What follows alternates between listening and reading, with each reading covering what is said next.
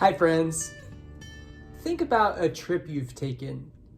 It could be a long time ago or recent, maybe for business or for pleasure, alone or with someone else. What was it that made it memorable? What were the high points and the low points? Was it meaningful in some way? You can pause the video if you want to think about it. Probably some of the things you're thinking about include the people you were with, your destination, the activities you participated in, the unique experiences that you had. Maybe you're thinking about the age you were or the phase of life you were in.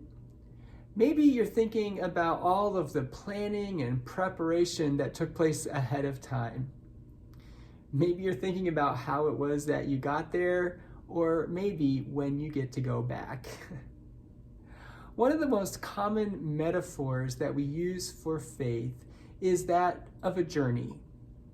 The journey of faith is meaningful and memorable for some of the same reasons that a trip is.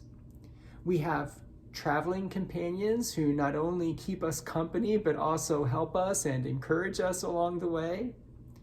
There's excitement and anticipation about our destination, which is more perfect than we can even imagine.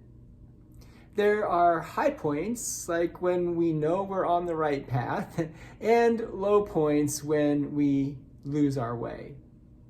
We have to be intentional about staying on the path, and there are vital resources that help us to do so, like the scripture, worship, prayer, and community.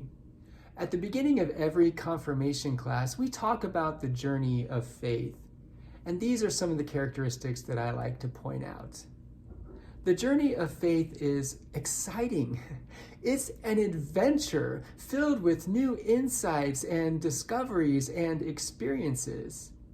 If it feels monotonous or boring, well, it's probably because we've stalled out somewhere along the way.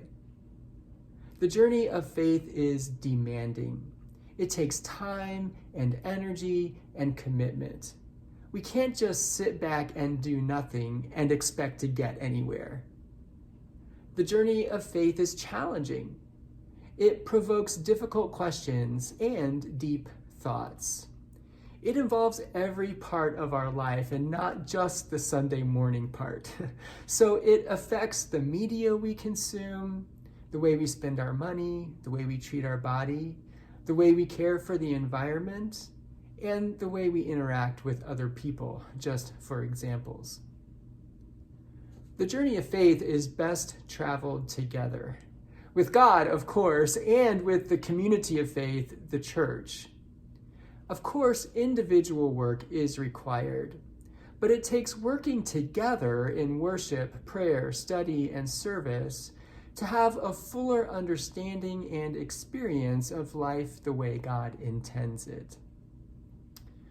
The journey of faith is being Christian on purpose.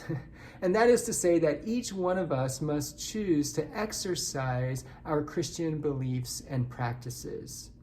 It's not our parents' faith or our pastor's faith or our teacher's faith that will get us to our destination. Now, all of those people are important people in the community that's traveling with us and helps us move along the way. But ultimately, it's our faith that we must walk. The journey of faith leads us to become disciples of Jesus Christ. And that means more than just knowing about Jesus. It means knowing Jesus, loving Jesus, trusting Jesus, and doing our very best to become more and more like him in our attitudes, words, and actions. And finally, for today at least, the journey of faith never ends. It is a lifelong process of becoming more and more like Jesus. And that's a good thing, isn't it? Because I don't know about you, but I know I'm still a pretty far way off. Doesn't matter how old we are, how smart we are, or how experienced we are, there's always room to grow. Thanks for being on this journey with me, and thanks for listening today. I'll see you again tomorrow.